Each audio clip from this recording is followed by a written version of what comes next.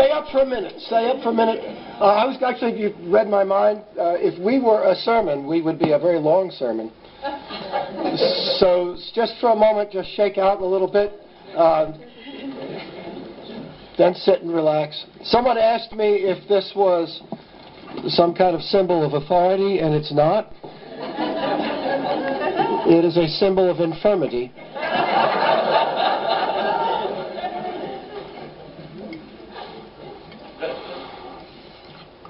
I want to share a concern with you. There is a darkness rising in the world. We've always thought the process of civilization was the accumulation of people into larger and more diverse groups, from tribe to nation-state to city-state to nation-state to international trade agreement to United Nations to global faiths that span the world and embrace all ethnicities and races together. The discipline of civilization is the acceptance of diversity.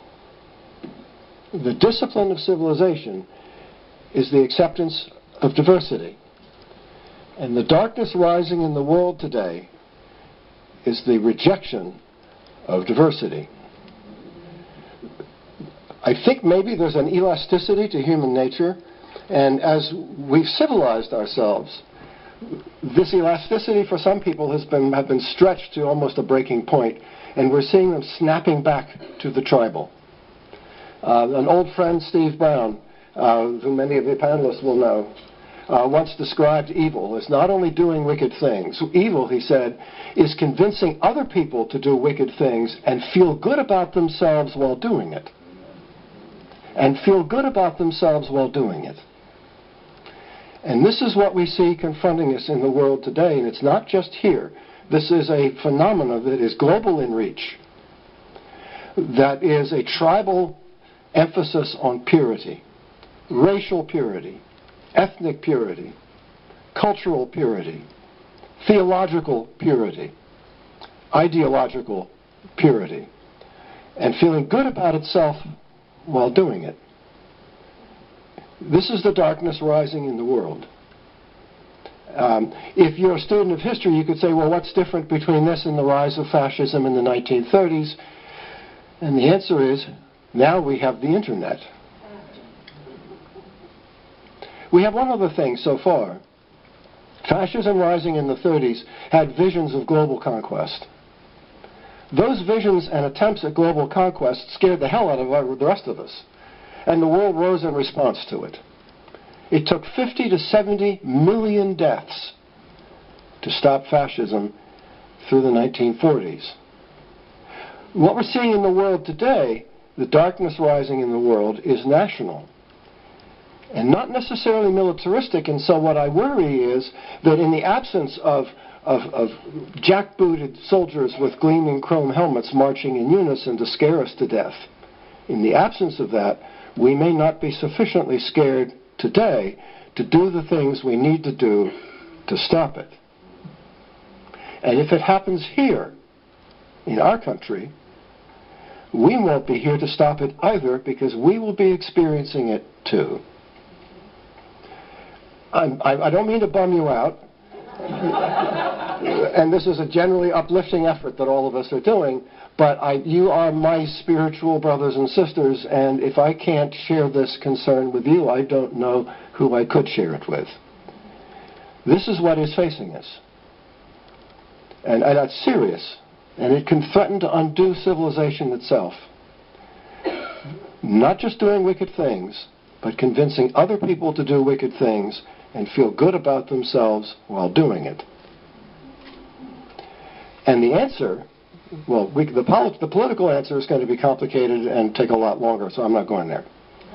I'm going there in my columns. I'm working on this, but with you, this is... Because fundamentally, our problem is not political, it is spiritual.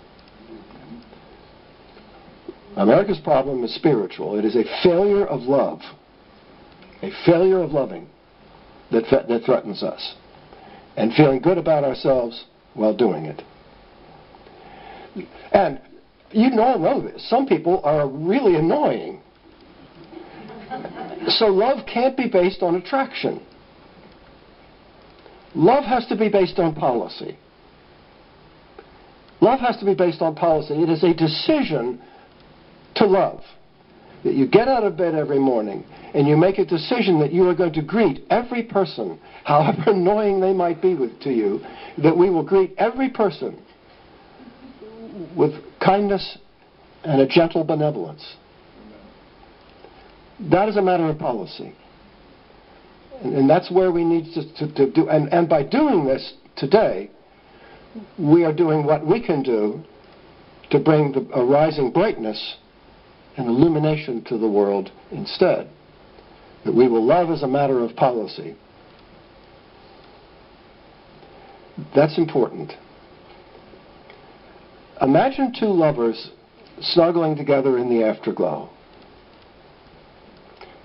And one says, I think I've died and gone to heaven. And her lover says, well, if we've died and gone to heaven, then what does that make you? And she says, an angel, I guess. And he says, and whose angel are you?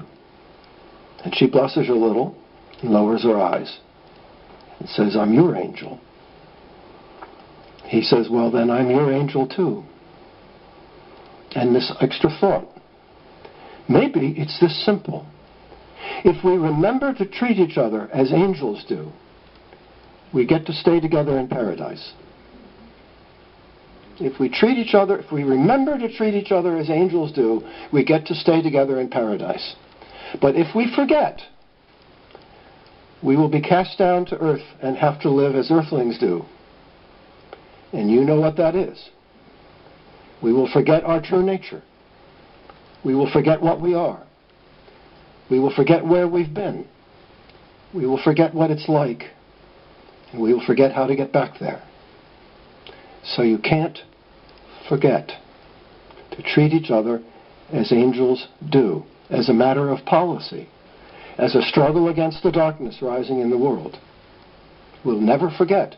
Make love the central discipline of your life, and it will be your highest joy. Namaste.